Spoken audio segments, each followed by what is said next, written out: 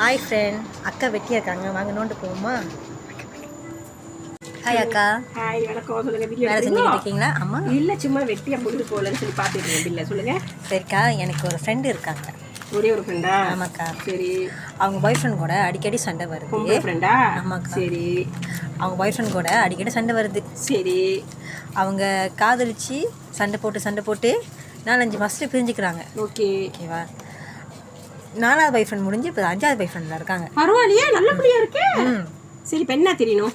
அவங்களுக்குள்ள ஏன் சண்டை வருது, எதுனால பிரிகிறாங்க? ஆக்சுவலி என்ன கதைனா, ஒரு ஆம்பளையும் சரி பொம்பளையும் சரி, ஓகேவா, ஒரு பாய் ஃப்ரெண்டை வச்சுக்கிட்டு அவங்க கிட்ட சண்டை போட்டு மன வருத்தத்தில் 5-6 மாதத்தில் பிரிஞ்சாங்கன்னா அவங்களுக்குள்ளே ஏதோ ஒரு பிரச்சனை ஒத்து வரலன்னு அர்த்தம். ஒன்று பையன் பிரச்சனையாக இருக்கும், ரெண்டாவதும் பாய் ஃப்ரெண்ட் கூட சண்டை வந்து பிரித்தாங்கனாலும் பையன்கிட்ட ஏதோ ஒரு பிரச்சனை பிரிஞ்சுட்டாங்கன்னு அர்த்தம்.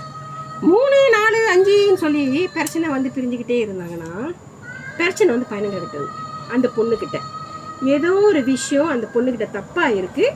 அது வந்து அவங்களுக்கு பிடிக்கல. சொல்லும் போது இவங்களால ஏற்றுக்க முடியலையா என்னன்னு தெரியல. அவங்கக்கிட்ட வந்து அனலைசிஸ் பண்ணி பார்க்க சொல்லுங்கள், எதனால சண்டை வந்துச்சு, ஏன் பிரிகிறாங்கன்னு சொல்லி அதை யோசித்து பார்த்து முடிஞ்சால் அவங்க மாற்றிக்கிட்டாங்கன்னா அடுத்து போகிற பாய் ஃப்ரெண்ட் கூட மேபி நல்லா சுலபமாக போயிட்டு இருக்கு. ஓகேவா? இதில் ஏதாவது சந்தேகம் இருக்கா?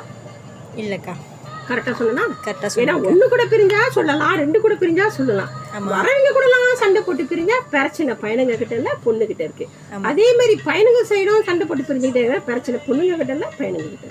இதை யோசிச்சு பார்த்தா எல்லாம் சுலபமா போயிடும். சரி, ஒரு கால் பையனுங்க மேலே தவறு இருந்துச்சுன்னா அந்த பொண்ணு இந்த பாய் ஃப்ரெண்ட் சரியில்லை வேற பாய் ஃப்ரெண்ட் எடுக்கிறதுக்கு, ஒரு பையன் சரியில்லை நீ மாத்திர சரி, 2 பையன் சரியில்லை நீ சரி மாத்திர சரி, வரவெல்லாம் சரியில்லாமையே போயிட்டு இருப்பான்.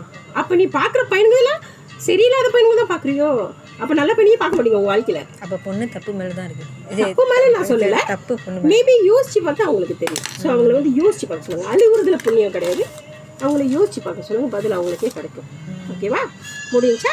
முடிஞ்சு.